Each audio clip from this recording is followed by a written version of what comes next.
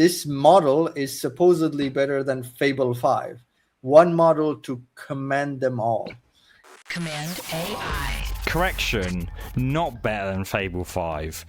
Better than better than Opus 4.8. No. Where did you see Fable 5? I'll show you. And here we do have Fable 5, no? Somewhere we have Fable 5. Isn't it better than Fable Mythos anywhere? Preview? Yeah, on Terminal Live Code Bench. In Terminal Bench 2.1, it's better than Fable 5. So technically, in one place. On Terminal Bench. It's in CTI, I don't know what that is, but on this benchmark, it's better than even Mythos Preview by getting 69 points, which nice. How did they get Mythos Preview? Either way, if we look at it and compare it to 4.8, in so many places, it's getting like a better score, like in the Ultra version, especially 73 versus 69, Terminal Bench higher, like pretty much everyone is higher, right? Every single one of these, it's getting a higher point, or like in this case, equal. That is really impressive, but I haven't seen enough people like building things with it and being like, look, it's actually better. I haven't seen a video from Theo about it. Maybe he's cooking, or maybe I haven't seen it, but either way, it looks really promising. But you try to use it, but it's not available yet, right? Yeah, so I basically, if I take over right now, if I show you the OpenRouter stuff, I was like, oh shit, can we get it on OpenRouter? It's $5 in, $30 out, 37 TPS, which actually isn't that great, to be honest, but, 100% uptime. Same can't be said for GitHub. Text in, image in for text out. I thought, oh, give this a go.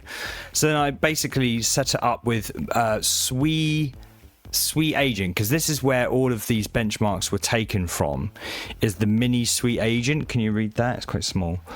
It's a mini SWE Agent, which is a pretty bare bones harness. I think Deep SWE, the bench from, I don't know, some lab, they're all using mini SWE Agent as well.